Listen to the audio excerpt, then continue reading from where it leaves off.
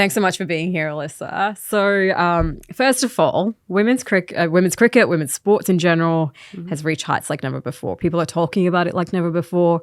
I haven't been a big sports person, but I'm excited about it. I was talking to a friend who's in her 70s, and she said for the first time in her life, she has become a sports fan. So something's shifting. I wondered, compared to when you were a kid, how different are things right now?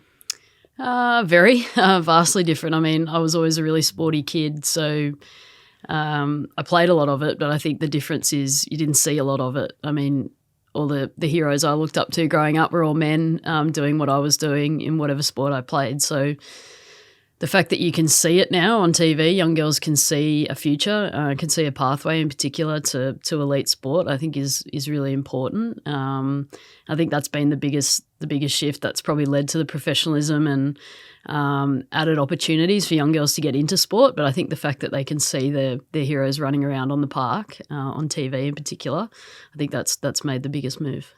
Did you ever imagine when you were a kid and you were looking up to all these guys doing these cool things you wanted to do one day that you could be one of the role models young girls are looking up to, young boys are looking up to? At no point. Even you'd ask me today if it was still a reality, and it still kind of blows my mind that that's a thing. I mean, like I said, growing up playing cricket in particular was it still is a very male-dominated sport.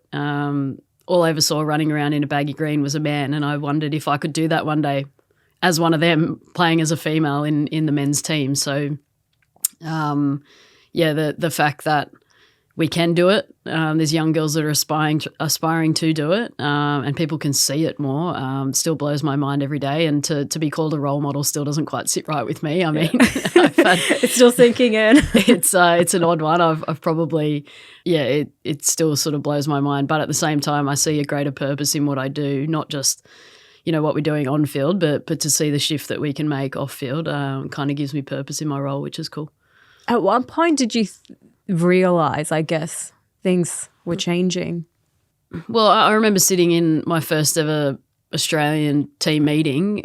I was sort of 18, got my first contract. It was worth $5,000. I was ranked 18 out of 18 players in the squad, and I thought I was the richest human on the planet, and I thought I was, a pig in mud. And I remember sitting there and Belinda Clark, who's obviously, a legend of our sport and a legend in administration in our sport in particular as well, sat there and said, we're not going to play any test cricket. We're just going to play T20 cricket moving forward. This is the way that we're going to promote our game, and this is how we're going to, change our sport. And I remember sitting there as an 18-year-old devastated. That's all I ever wanted to do, was to wear the baggy green and go out there and play test cricket. And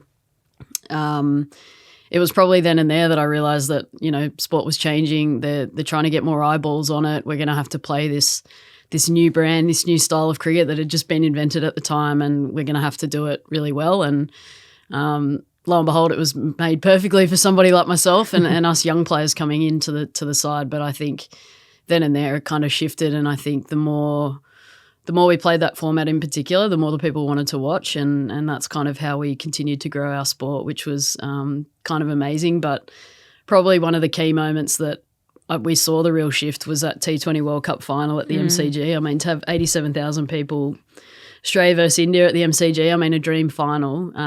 To see that many people at a women's fixture, especially cricket, was huge at the time. And obviously COVID shut the world down about a week after that, which was a shame. But that was a real shifting point in our sport, I believe. When you look around right now at the way things are and your own career as well, has anything happened that you just never believed you'd see in your lifetime? A lot. There's been a lot.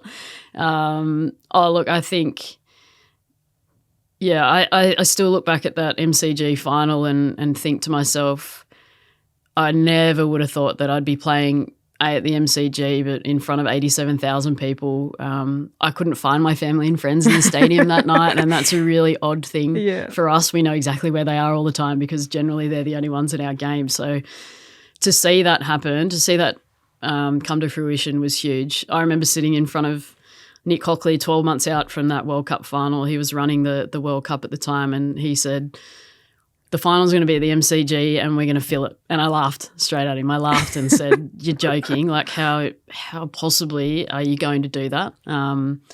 Unfortunately now he's running Cricket Australia and he's got grand plans for, our Women's Ashes series this summer about filling in the MCG or getting 30,000 people at the MCG every day of our test match. And I fully back him in doing that because he's done it before. But that moment, sad COVID shut the world down basically a week later and we probably lost all that momentum. But that was still huge for me. And I look on the back of that, and I'm not saying that we were first, but I look at the success that the Matildas have had over the last 12 to 18 months in particular.